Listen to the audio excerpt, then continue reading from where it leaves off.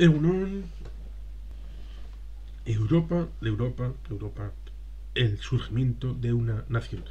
Karl J. Friedrich. Ahora se dice que el europeísmo y construir la nación europea es algo actual y algo de este momento histórico, pero tenemos cosas como esta, que es del año 1969, aunque traducido en el año 1973 para su publicación en Alianza Editorial en Madrid. Es decir, ya a finales de los años 60 había este debate, claro, porque el Acta Única Europea del año 67 pues tuvo un impacto importante en la forma de meter reprise al proyecto político europeo, después de sinsabores como el de la Comunidad Europea de Defensa del año 1954.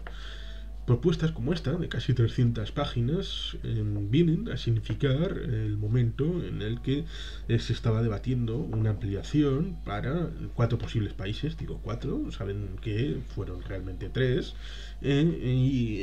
bueno, pues se fueron Dinamarca, Reino Unido e Irlanda, pero podía haber entrado también Noruega, que decidió finalmente no participar.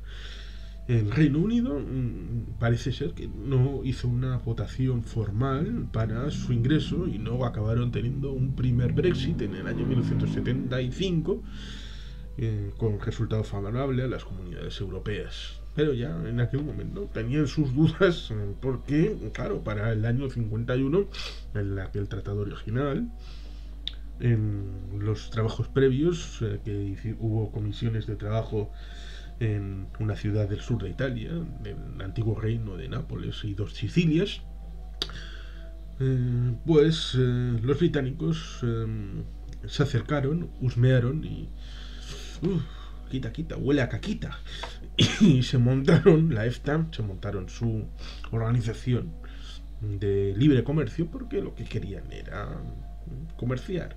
Claro, la gente olvida aquello de que tanto estadounidenses como británicos se asumaron a lo del libre comercio después de haber tenido una etapa de proteccionismo en la que conformaron sus industrias patrias.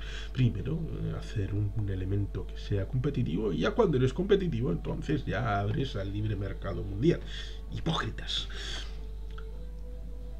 Hay gente que cree en el libre mercado en toda forma y circunstancia, y esos son honestos y con credibilidad. Pero Europa es un proyecto que en ese momento significaba el elemento occidental, porque la zona oriental de Europa estaba subsumida en un proyecto totalitario soviético de captura de Estado supuestamente izquierdista y socialista. Digo supuestamente porque, claro, el socialismo de aquella zona, pues yo me río un poco porque posteriormente se ha sabido qué pasaba ahí dentro. Pero en Occidente se trataba de hacer una unidad europea en base a proyectos propios, como las historias de Víctor Hugo, que fue un intento de europeísta, Immanuel Kant, Coudenhove-Kalergi. Hubo mucha gente que proyectó una idea de Europa unificada, pero ahora se trata de decir, no, es que fueron los Estados Unidos, una conspiración del Consejo de Relaciones Exteriores, el Council of Foreign Affairs, o fue Davos, o fue el, el hotel aquel, el Bilderberg, o tal o cual lobby o grupo de presión, no, la idea de Europa es muy anterior y muy plasmada y muy tratada. Ya en el siglo XIX tuvo sus más y sus menos respecto a lo que significó el acuerdo respecto al Congreso de Viena, la estabilidad de Metternich y luego posteriormente la estabilidad de Bismarck, que fue saltada por los años cuando el canciller de hierro fue destituido por un jovenzuelo e inexperto Kaiser, que fue el que acabó llevando a Alemania y Prusia a la Primera Guerra Mundial, por el desandar el juego de alianzas que había tejido Prusia-Alemania respecto a constreñir a Francia, incluso con aquel voluntarioso acto de no renovar el acuerdo de defensa que tenía con Rusia, lo cual dejó libre a Rusia para llegar a un acuerdo de defensa con Francia, lo cual acabó significando que cuando empieza la Primera Guerra Mundial tendrán que luchar los alemanes en dos frentes. Genio, genio, genio, genio, aquel Kaiser que no se dejó aconsejar. Pero el asunto, como todo, viene de sedimentación y de realización de proyectos a largo plazo, porque el proyecto europeo es un proyecto inacabado de construcción federal de países que en principio no se habían aguantado durante siglos y milenios y que habían sido fragmentarios y recompuestos y vueltos a fragmentar. Y en el siglo XX, con la Primera y la Segunda Guerra Mundial, llegaron al paroxismo de entender que sin una fuerza común no podían tener una presencia futura en el mundo.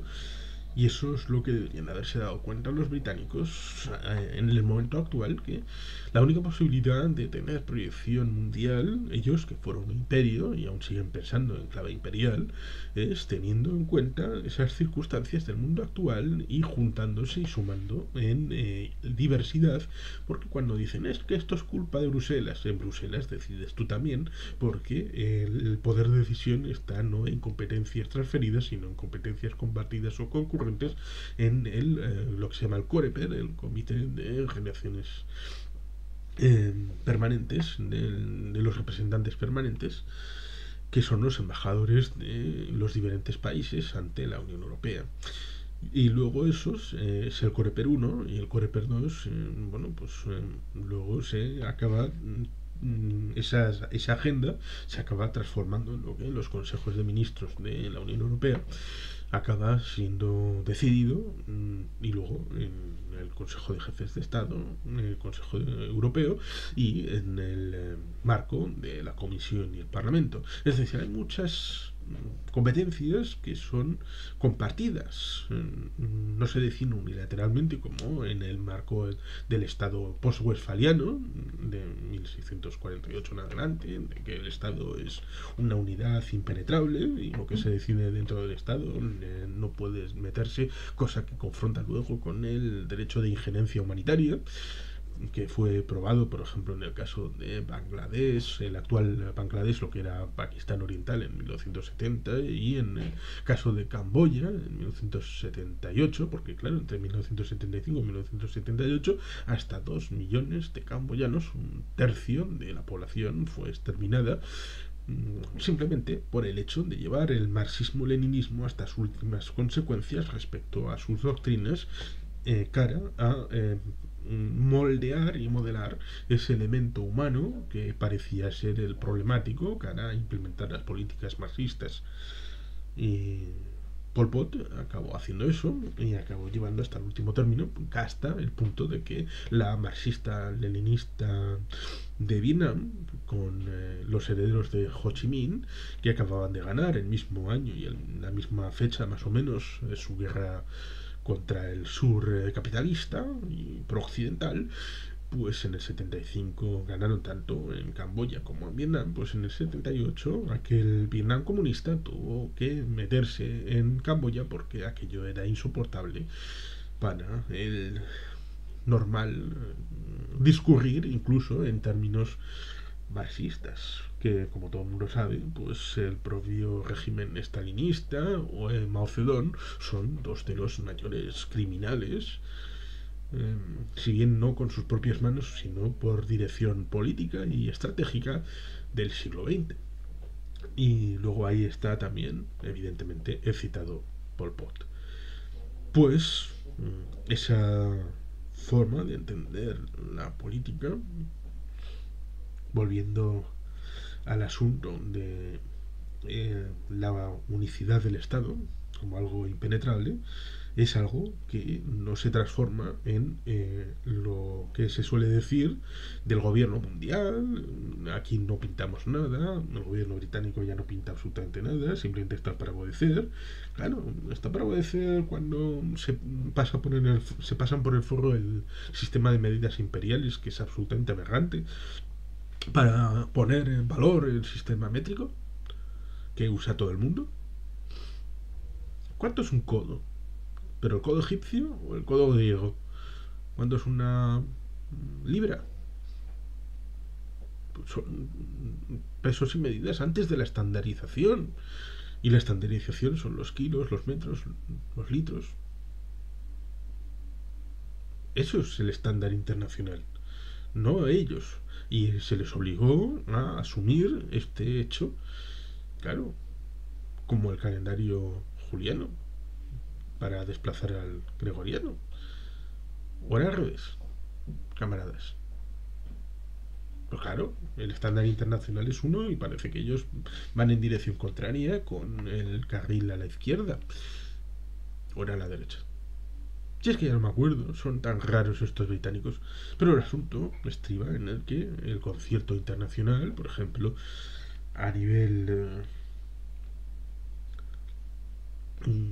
Organización Mundial del Comercio, heredera del GATT a partir del año 94-95, una formación como la Unión Europea tiene peso importante en tanto en cuanto la voz la lleva el comisario de comercio, que nos representa a todos, un poco como el secretario de comercio de los Estados Unidos.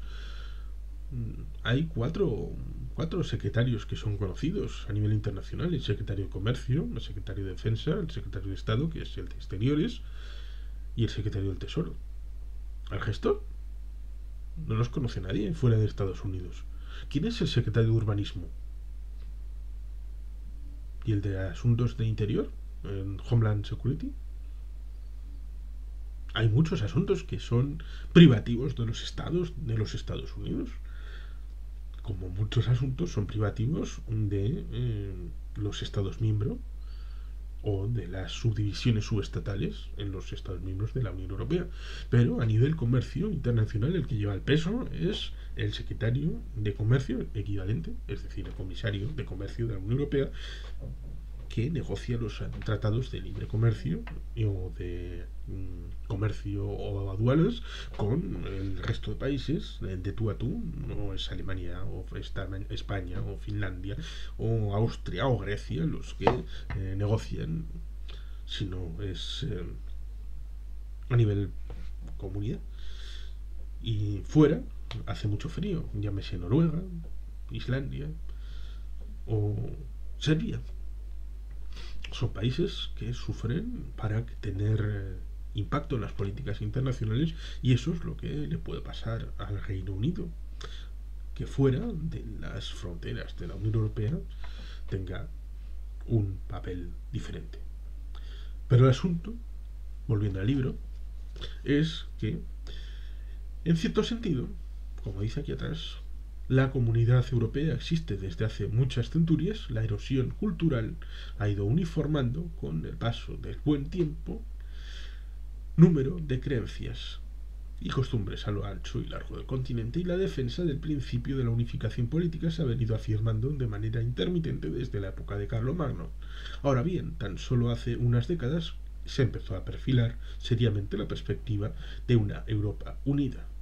Y tan solo la segunda posguerra mundial, ha visto concretarse ese proyecto teórico en programas e instituciones. Carl J. Friedrich se ocupa en esta obra de las posibilidades y dificultades que el futuro ofrece para el surgimiento de una nación europea, así como de los éxitos y fracasos obtenidos por tal empresa en el pasado. Tras las grandes esperanzas que despertaron en la década de los 50 los planes comunitarios, la pérdida del ritmo integrador, la aparición de obstáculos imprevistos y el cansancio por las derrotas sufridas han creado el clima de desilusión. Aunque sigan registrándose resultados positivos en el campo de los negocios, del trabajo y de la educación, es preciso reconocer que los esfuerzos desplegados no guardan hasta ahora proporción con los resultados obtenidos. Europa se mueve, está en marcha, pero a menudo parece hacerlo a paso de tortuga. Un apéndice especialmente escrito por el autor para esta edición castellana hace un balance optimista de los acontecimientos más recientes, en particular el ingreso de Gran Bretaña en el mercado común. Seguro que le suena todo esto familiar, por lo cual es interesante profundizar en lo que pasó aquí hasta este año 69-73, con todo lo que sucedió, pero luego ya se puede profundizar en otros libros, como lo que acabó cristalizando en el Club del Cocodrilo con ácido de Gasperi, creo recordar, en el año 1981, que tuvo reverberancias ese documento del año 81 del Club del Cocodrilo en el Acta Única Europea del año 86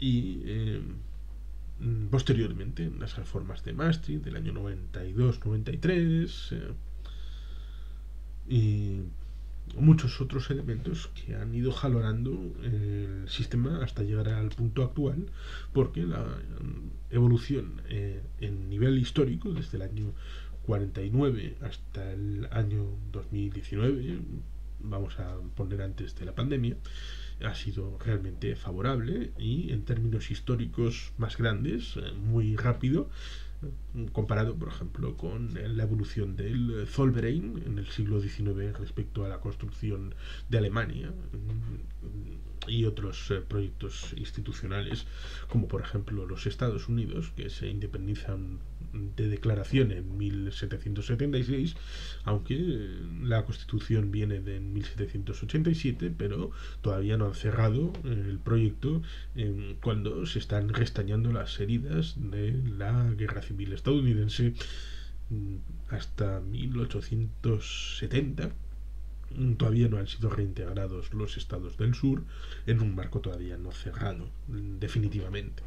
Con lo cual, si un siglo no sirvió para poner en valor todo lo que significa el futuro posible de los Estados Unidos de América, o a lo largo de todo el siglo XIX no fue posible la concreción definitiva de un proyecto federal alemán, hubo que esperar hasta el siglo XX. La Unión Europea, que es un proyecto panestatal de diferentes proyectos nacionales, sean estatales o plurinacionales en diversos estados, pues sin duda es un proyecto complejo que necesita reflexiones como esta. El que quiera, que tome el testigo. Y sin más, es que ricasco, agur bat, beti gelpean.